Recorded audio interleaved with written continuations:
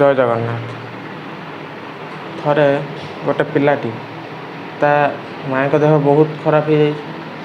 ବହୁତ ଟଙ୍କାର ଆବଶ୍ୟକତା ଥିଲା, ହେଲେ ତା ପାଖରେ ଜମାରୁ ବି ଟଙ୍କା ନଥିଲା। ତ ସିଏ ତା'ର ଯେ ବେଷ୍ଟ ଫ୍ରେଣ୍ଡ, ଯେ ତା'ର ଅତି ଘନିଷ୍ଠ ବନ୍ଧୁ, ତ ତା ପାଖକୁ ଫୋନ୍ କରିଛି। ଫୋନ୍ କରି କହିଛି କି ମୋର ବହୁତ ଗୁଡ଼ାଏ ଟଙ୍କାର ଆବଶ୍ୟକତା ଅଛି, କି ତୁ ମୋତେ କିଛି ଟଙ୍କାର ସାହାଯ୍ୟ କର। ତ ଏଠି ବନ୍ଧୁ ଜଣକ କହିଛନ୍ତି କି ମୁଁ ତୋତେ ଟଙ୍କାର ସାହାଯ୍ୟ କରିବି, ହେଲେ ତୁ ମୋତେ ସନ୍ଧ୍ୟାବେଳକୁ ଫୋନ୍ କର, ମୁଁ ତୋ ପାଇଁ ଟଙ୍କାର ଯୋଗାଡ଼ କରିଦେବି। ଠିକ୍ ଏହି ସମୟରେ ସିଏ ଚୁପ୍ ରହିଯାଇଛି ଆଉ ସନ୍ଧ୍ୟା ପର୍ଯ୍ୟନ୍ତ ଅପେକ୍ଷା କରିଛି। ଠିକ୍ ଏତିକି ବେଳେ ସେ ସନ୍ଧ୍ୟାବେଳକୁ ଯେତେବେଳେ ସେଇ ସାଙ୍ଗଙ୍କ ପାଖକୁ କଲ୍ କରିଛି, ତ ସେ ତା ସାଙ୍ଗର ମୋବାଇଲ୍ ସୁଇଚ୍ ଅଫ୍ ଆସିଛି। ଥରେ ଦୁଇଥର ଏମିତି ବହୁତ ଥର ଟ୍ରାଏ କଲା, ଦେଖିଲା ସୁଇଚ୍ ଅଫ୍ ଆସିଛି। ଦେନ୍ ସିଏ ତା'ର ଅନ୍ୟ ସାଙ୍ଗମାନଙ୍କୁ ମଧ୍ୟ କଲ୍ କରିଛି। କଲ୍ କରି ମାଗିଛି କି ମୋତେ କିଛି ଟଙ୍କା ଦରକାର, ମୋ ମାଆଙ୍କ ଦେହ ଖରାପ, ତ ଏଠି କେହି ସାହାଯ୍ୟ କରିନାହାନ୍ତି। ତ ସିଏ ସେଇଠି ଭାବୁଛି କି ମୁଁ ଯାହାକୁ ଅତି ନିଜର ବୋଲି ଭାବୁଥିଲି, ଯେଉଁ ସାଙ୍ଗକୁ, ଯାହାକୁ ମୁଁ ବେଷ୍ଟ ଫ୍ରେଣ୍ଡ ବୋଲି ମାନୁଥିଲି, ତ ସିଏ ଆଜି ମୋତେ ଧୋକା ଦେଇଦେଲା। ତ ଏହି ସମୟରେ ସେ ଘରକୁ ଫେରିଛି ନିରାଶ ହେଇକି, କିଛି ଯେତେବେଳେ କୁଆଡ଼ୁ ସୁବିଧା ନ ପାଇଛି।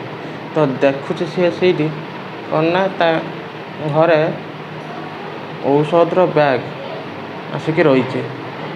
ତ ତା ମାଆକୁ ଯେତେବେଳେ ସିଏ ପଚାରୁଛି କି ଔଷଧ ଆସିଲା କେଉଁଠୁ, ତା ମାଆ ସେଇଠି କହୁଛନ୍ତି କି ଏ ଔଷଧ ତୋର ସେ ସାଙ୍ଗ ଆସିକି ଦେଇଯାଇଛି। ଇଏ ଯାଇକି ଖୋଜିକି ତା ସାଙ୍ଗ ପାଖରେ ପହଞ୍ଚିଛି ପିଲାଟି। ତ ଇଏ ଯେତେବେଳେ ପଚାରିଛି ତୁ ଏତେ ଟଙ୍କା ଆଣିଲୁ କେଉଁଠୁ, ମୋ କଲ୍ ଉଠଉନୁ କାହିଁକି, ତ ଇଏ ସେଇଠୁ ଗୋଟିଏ କଥା କହିଛି କି ମୁଁ ତୋତେ କହିଥିଲି ସନ୍ଧ୍ୟାବେଳେ ତୋ ପାଇଁ ମୁଁ ଟଙ୍କାର ଆରେଞ୍ଜମେଣ୍ଟ କରାଇଦେବି ବା ଟଙ୍କାର ବ୍ୟବସ୍ଥା କରାଇଦେବି। ତ ଯେତେବେଳେ ମୋ ପାଖରେ ଟଙ୍କାର ବ୍ୟବସ୍ଥା ହୋଇପାରିନଥିଲା, ତ ମୁଁ ମୋ ମୋବାଇଲ୍ ଫୋନ୍ଟିକୁ ବିକ୍ରି କରିଦେଇଥିଲି। ତ ମୁଁ କେମିତି ଉଠାଇଥାନ୍ତି ତୋ କଲ୍ଟାକୁ, ମୁଁ ତ ସେତେବେଳକୁ ମୋ ମୋବାଇଲ୍ ଫୋନ୍ଟା ବିକି ଦେଇଥିଲି ନା। ତ ଇଏ ସେଇଟା ଭାବିଛି ସେଇଠି କି ପ୍ରକୃତରେ ଇଏ ହିଁ ହେଉଛି ମୋ ସାଙ୍ଗ। ତ ଏଠି ମୁଁ କହି ରଖିବାକୁ ଚାହେଁ, ଗୋଟେ ସାଙ୍ଗ ଏମିତି ବନାଅ ଯିଏ ତୁମ ପାଇଁ ସବୁ କିଛି କରିପାରୁଥିବ। ତ ସାଙ୍ଗର ମହତ୍ତ୍ୱ ଏଇଠି ହିଁ ବୁଝନ୍ତୁ କି ହଜାରେ ସାଙ୍ଗର କରିକି କିଛି ଲାଭ ନାହିଁ, କିନ୍ତୁ ଏମିତି ଗୋଟିଏ ସାଙ୍ଗ କର ଯିଏ ତୁମ କାମରେ ଆସିବ, ଯିଏ ତୁମକୁ ସବୁବେଳେ ସାଥ ଦେଉଥିବ, ତୁମର ପ୍ରତିଟି କର୍ମକୁ ସେ ସପୋର୍ଟ କରୁଥିବ, ଆଉ ତୁମକୁ ସବୁବେଳେ ସେ ଠିକ୍ ରାସ୍ତାରେ ନେଉଥିବ, ଆଉ ତୁମକୁ କେବେ ବି ସେ ଭୁଲ ରାସ୍ତାକୁ ନେବାକୁ ଦେବନି। ଯେତେବେଳେ ବି ତୁମେ ଭୁଲ ରାସ୍ତାକୁ ଯାଉଥିବ, ସିଏ ହିଁ ତୁମକୁ ଅଟକାଇବ।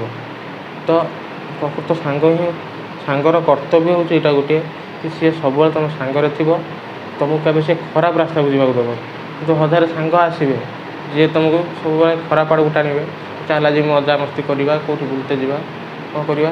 କିନ୍ତୁ ଗୋଟେ ପ୍ରକୃତ ସାଙ୍ଗ ସିଏ ସବୁବେଳେ ଚାହିଁବ କି ନାଇଁ ମୋ ସାଙ୍ଗଟା ଯେମିତି ଅସୁବିଧାରେ କିଛି ନ ପଡ଼ୁ, ତ ମୁଁ ଯେ ପର୍ଯ୍ୟନ୍ତ ଅଛି ସିଏ କୌଣସି ଅସୁବିଧା ନ ହେଉ ତା'ର। ଏଇଟା ହେଉଛି ଗୋଟେ ପ୍ରକୃତ ସାଙ୍ଗର କର୍ତ୍ତବ୍ୟ।